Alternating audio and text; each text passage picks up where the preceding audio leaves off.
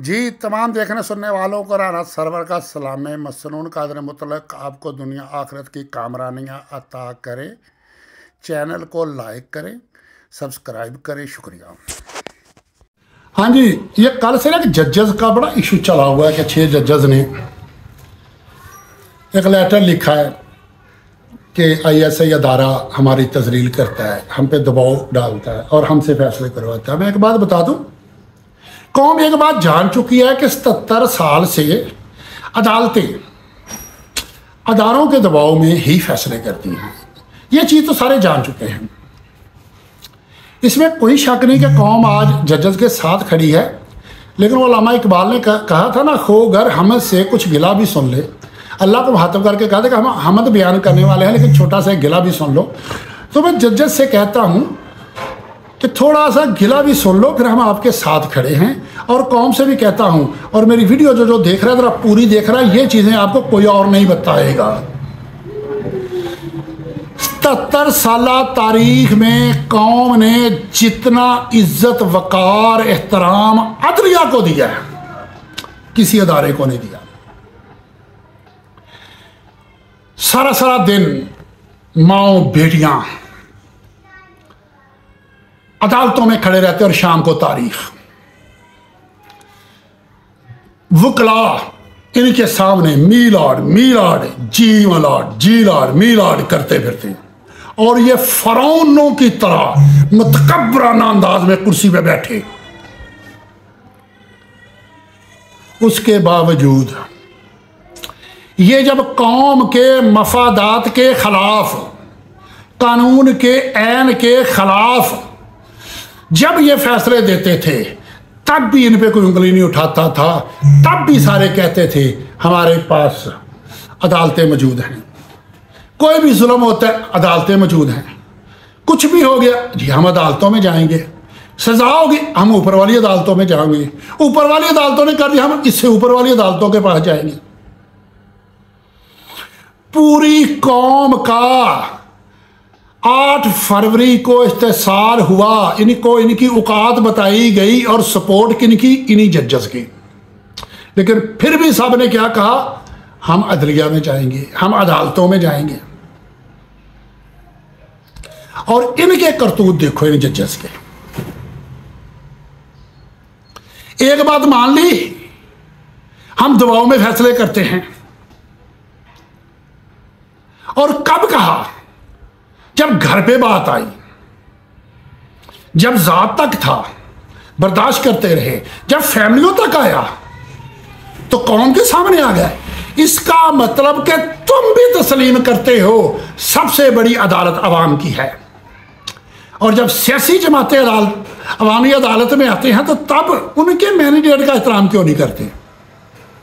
तब क्यों कहते हो, ऐसे आइन को उठा के फेंकते हुए कहते हो ये इंसानी हकूक पता नहीं हमें कहां ले जाएंगे।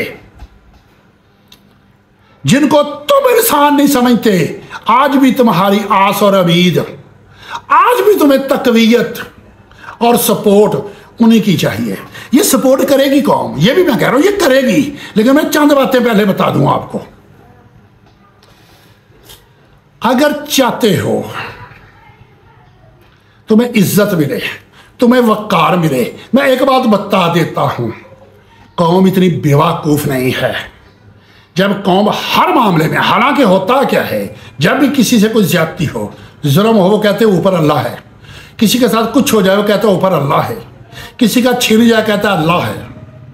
किसी का कुछ खो जाए, किसी के साथ जुल्म हो जाए, उसे इंसाफ ना मिले, वो कहता है अल्लाह है। और यहाँ पाकिस्तानी अवाम हर मामले में कहती है अदालतें हैं अदालतें हैं अदालतें हैं।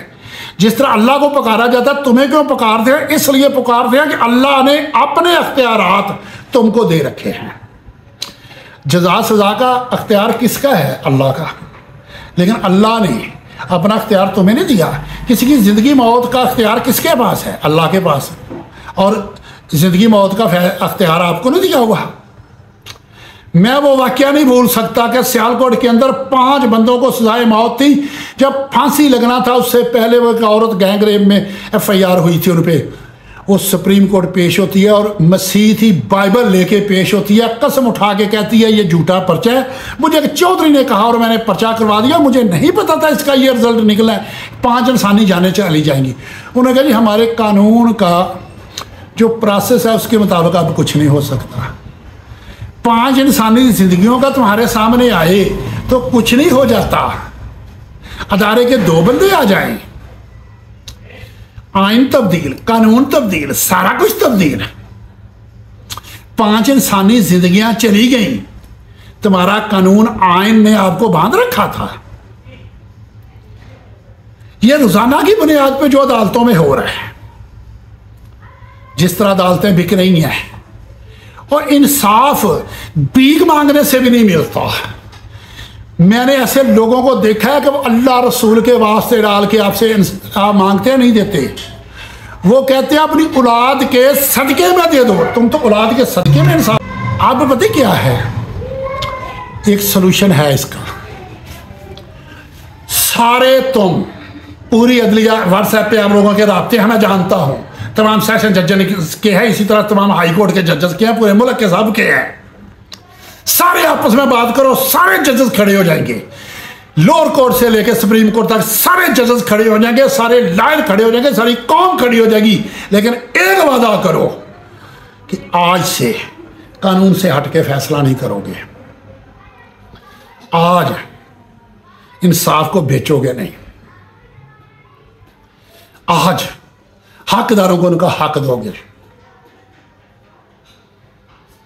अल्लाह के हां सबसे महबूब वो है जो गलती करे, गुनाह करे, फिर उस पर तौबा करे, अल्लाह को वो सबसे प्यारा लगे। तो मैं भी कहता हूं आज तौबा कर लो। ये कौम, ये लाहिर सारे आपके साथ खड़े हो जाएंगे। और हुस्न इत्तफाक देखो, जब इफ्तिखार चौधरी का मामला आया था ना, तब KPK में हुकूमत थी MMA की, और किसी को नहीं पता था कि कौम ने या लायर ने इनके साथ खड़े होना है। KPK के बार ने उनको दावत दी, खताब की।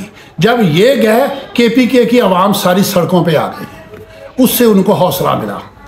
फिर लाहौर बार ने दिया, इससे ये सिलसिला चल निकला।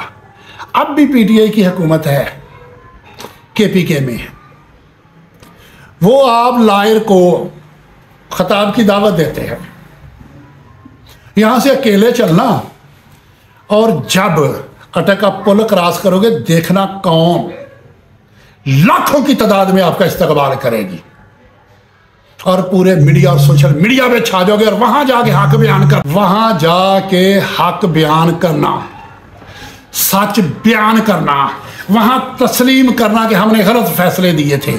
जैसे लियाकत चट्टे ने तस्लीम किया था, वैसे तुम तस्लीम करना, फिर उसका रिजल्ट देख लेना,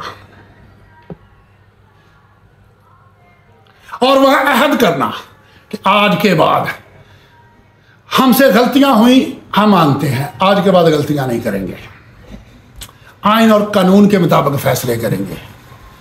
फिर इसका रिजल्ट देखना, फिर कौम को देखना वो कैसे साथ खड़ी होती है, और इज्जत और तकरीम तारीख के अंदर आपकी बन जाएगी कि मुल्क में आवाम की बालादस्ती कायम हो गई। मुल्क और कौम में नमाया नाम आपका हो जाएगा, तारीख के सुनहरी हरूफ में नाम आपका लिखा जाएगा कि मुल्क में डेमोक्रेसी की बालादस्ती अदलिया ने कायम की। ये एजाज़ तुम हासिल कर सकते हो। मैं दोस्तों से एक बात कहता हूँ कि मैं इंशाल्लाह 1-2 दिन तक वीडियो बनाने वाला हूँ, जिसमें मैं ये साबित करूँगा कि जो हम कम्प्लेक्स का शिकार हो गए ना इंडिया की वजह से, उनकी मुईशत देख के और वहाँ का अदलिया का निज़ाम देख के, उनके अदारों का निज़ाम देख के, उस पर भी बताऊँगा। वो पाकिस्तान से भी गए गुजरे हैं, पाकिस्तान तरक्की करने वाला है, बल्कि यूँ कह लो कि पाकिस्तान तलू होने वाला है, वो गरूब होने वाला है। तो जुनूस तारा संभाल रखना, मेरे अंधेरों की फिक्र छोड़ो, बस अपने घर का ख्याल रखना।